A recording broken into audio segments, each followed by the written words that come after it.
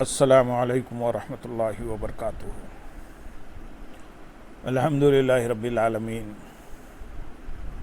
والصلاة والسلام علی سید المرسلین، اما بعد فاعوذ باللہ من الشیطان الرجیم، بسم اللہ الرحمن الرحیم۔ برادران عزیز و معزز خواتین، آج کی اس نشست میں سورۃ الفرقان کی آیت نمبر 65 سے آیت نمبر 68 تک تمام آیات کا ترجمہ و تفسیر پیش کرنے کی سعادت حاصل کی جائے گی۔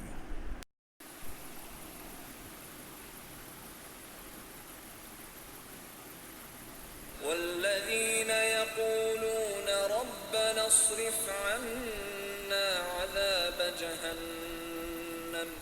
ان عذابها كان غراما انها ساءت مستقرا ومقاما والذین اذا انفقوا لم يسرفوا ولم يقتروا وكان بين ذلك قواما والذين لا يدعون مع الله إلها آخر ولا يقتلون النفس التي حرم الله إلا بالحق ولا يزنون ومن يفعل ذلك يلقى أثاما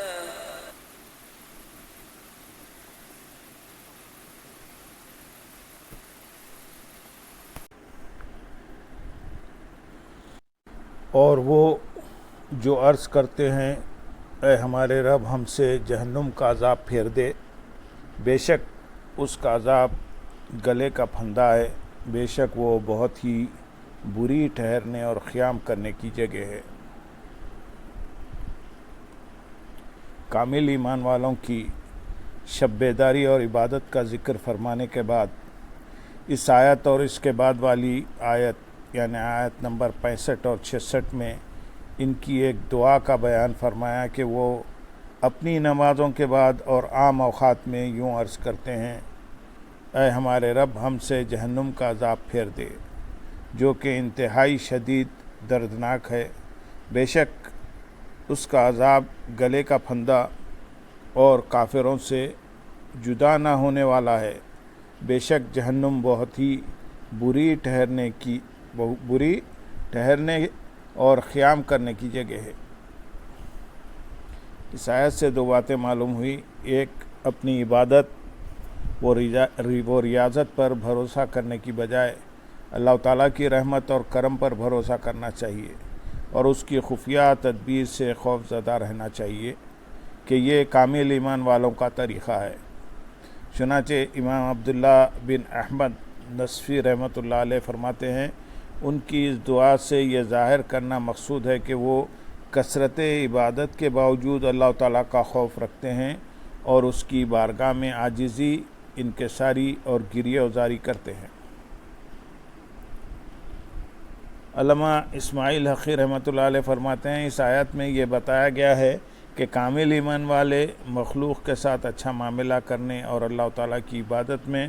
خوب کوشش کرنے کے باوجود اللہ تعالیٰ کے عذاب سے بہت ڈرتے ہیں اور اپنے اوپر سے عذاب پھیر دیے جانے کی گریہ وزاری کے ساتھ التجائیں کرتے ہیں، گویا کہ وہ انتہائی عبادت گزاری اور پرہیزگاری کے باوجود جب اللہ تعالیٰ کی بارگاہ میں دعا کرتے ہیں تو خود کو گناہ گاروں میں شمار کرتے ہیں، اور اس کی وجہ یہ ہے کہ وہ اپنے اعمال کو شمار نہیں کرتے اور اپنے احوال پر بھروسہ نہیں کرتے۔ بطور خاص نماز کے بعد دعا کرنی چاہیے۔ نماز پڑھنے والا تنہا نماز پڑھے یا جماعت کے ساتھ، امام ہو یا مقتدی، اور عمومی طور پر جب بھی موقع ملے اللہ تعالیٰ سے دعا مانگتے رہنا چاہیے۔ آیت نمبر 66 میں ارشاد ہے، اور وہ لوگ کہ جب خرچ کرتے ہیں تو نہ حد سے بڑھتے ہیں اور نہ تنگی کرتے ہیں اور ان دونوں کے درمیان اعتدال سے رہتے ہیں۔ یہاں کامل ایمان والوں کے خرچ کرنے کا حال ذکر فرمایا جا رہا ہے کہ وہ اسراف اور تنگی دونوں طرح کے مذموم طریقوں سے بچتے ہیں اور ان دونوں کے درمیان اعتدال سے رہتے ہیں۔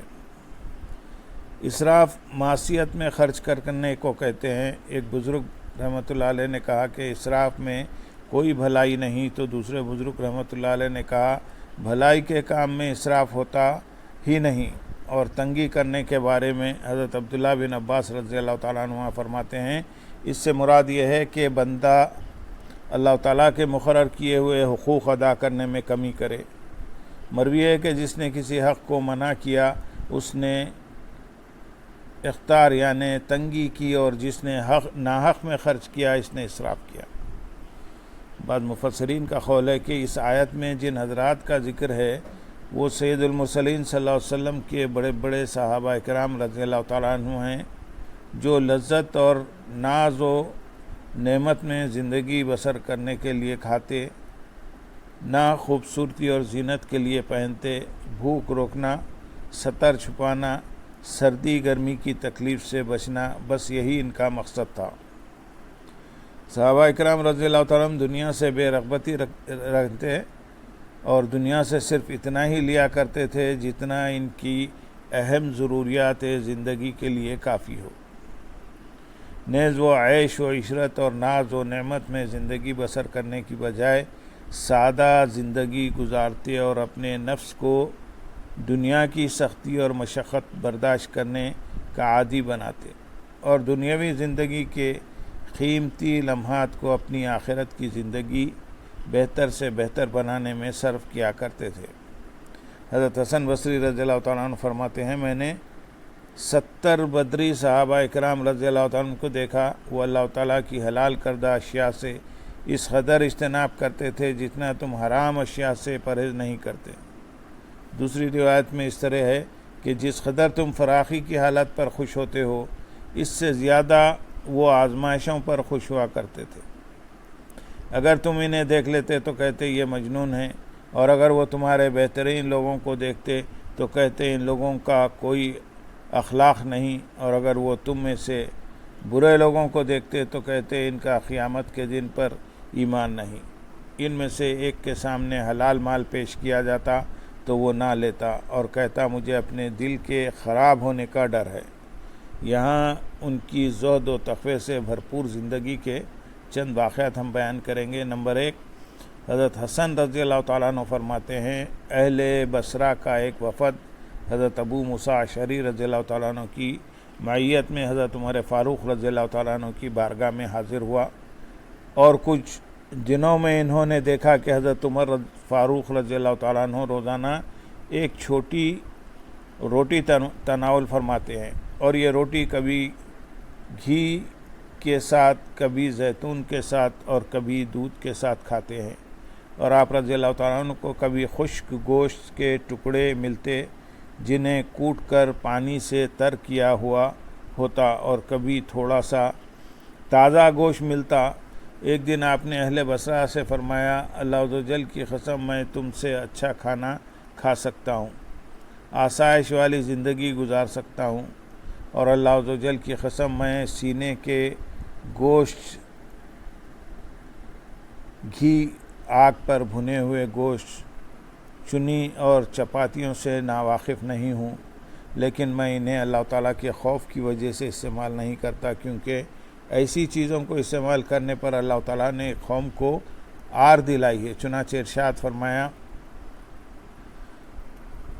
سورۃ الاحقاف میں تم اپنے حصے کی پاک چیزیں اپنی دنیا ہی کی زندگی میں فنا کر چکے اور ان سے فائدہ اٹھا چکے، اور مجھے ڈر ہے کہ کہیں قیامت کے دن مجھ سے بھی یہ نہ فرما دیا جائے۔ حضرت انس رضی اللہ تعالیٰ عنہ فرماتے ہیں قحط سالی کے دنوں میں امیر المومنین حضرت عمر فاروق رضی اللہ تعالیٰ عنہ نے خود کو گھی کھانے سے روک رکھا تھا اور آپ صرف زیتون پر گزارا کیا کرتے تھے۔ ایک دن زیتون کھانے کی وجہ سے آپ کے پیٹ میں تکلیف ہونے لگی تو آپ نے پیٹ پر انگلی مار کر فرمایا تجھے جتنی تکلیف ہوتی رہے جب تک لوگوں سے فاقہ کی سختی ختم نہیں ہو جاتی، تیرے لیے میرے پاس یہی کچھ ہے۔ حضرت علی المرتضیٰ کرم اللہ وجہ الکریم نے اپنے دور خلافت میں 3 درہم کا ایک کپڑا خریدا اور اسے پہنا۔ آپ نے اس کی آستینیں کلائیوں سے کاٹ کر فرمایا، تمام تعریفیں اس اللہ تعالیٰ کے لیے ہیں جس نے مجھے اپنے عمدہ لباس میں سے یہ لباس پہنایا۔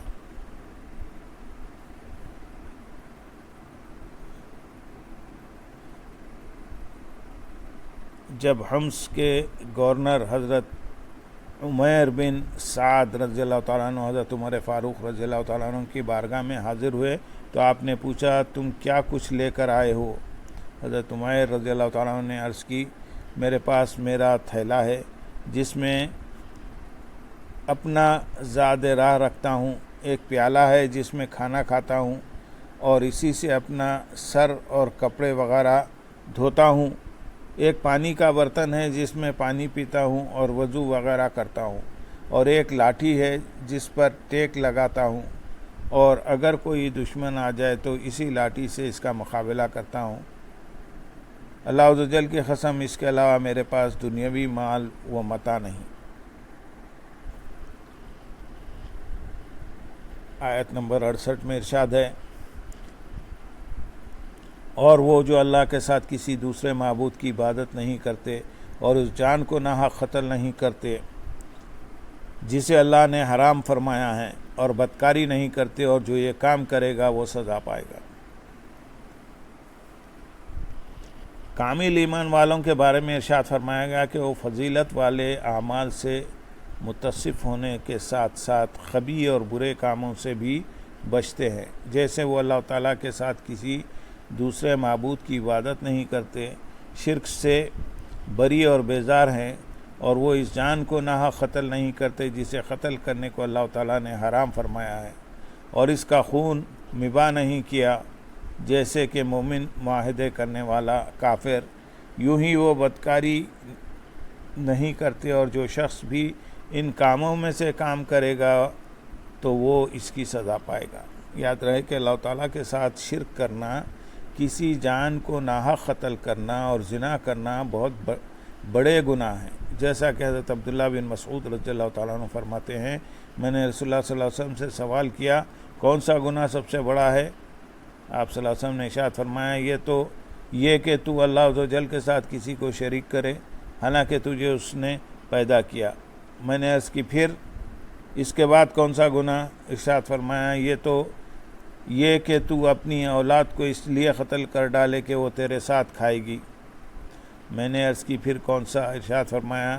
یہ کہ تو اپنے پڑوسی کی عورت سے زنا کرے۔ اللہ تعالیٰ نے اپنے حبیب صلی اللہ علیہ وسلم کی تصدیق میں یہ آیت نازل فرمائی، اور والذین لا یدعون مع اللہ الہا آخر، اور حضور اقدس صلی اللہ علیہ وسلم جب بیعت لیتے تو بطور خاص یہ 3 گناہ یعنی شرک، کسی کو ناحق قتل اور زنا نہ کرنے پر بیعت لیا کرتے تھے۔ چنانچہ حضرت عبادہ بن صامت رضی اللہ تعالیٰ عنہ فرماتے ہیں، ہم نبی کریم صلی اللہ علیہ وسلم کے ساتھ ایک مجلس میں تھے تو آپ نے ارشاد فرمایا، تم مجھ سے اس بات پر بیعت کرو کہ اللہ تعالیٰ کے ساتھ کسی چیز کو شریک نہیں ٹھہراؤ گے، زنا نہیں کرو گے، چوری نہیں کرو گے، اور اس جان کو ناحق قتل نہیں کرو گے جسے قتل کرنا اللہ تعالیٰ نے حرام فرمایا ہے۔ تم میں سے جس شخص نے اس عہد کو پورا کیا اس کا اجر اللہ تعالیٰ کے ذمہ کرم پر ہے، اور جس نے ان حرام کردہ چیزوں میں سے کسی کا ارتکاب کر لیا اور اسے دنیا میں ہی اس کی شرعی سزا دے دی گئی تو وہ اس کا کفارہ ہے، اور جس نے ان میں سے کسی حرام کام کو کیا اور اللہ تعالیٰ نے دنیا میں اس کا پردہ رکھا تو آخرت میں اس کا معاملہ اللہ تعالیٰ کے سپرد ہے، اگر وہ چاہے تو اسے معاف کر دے اور اگر چاہے تو اسے عذاب دے۔ اللہم صلی علی سیدنا محمد وعلی آل سیدنا محمد وبارک وسلم، وآخر دعوانا ان الحمد للہ رب العالمین۔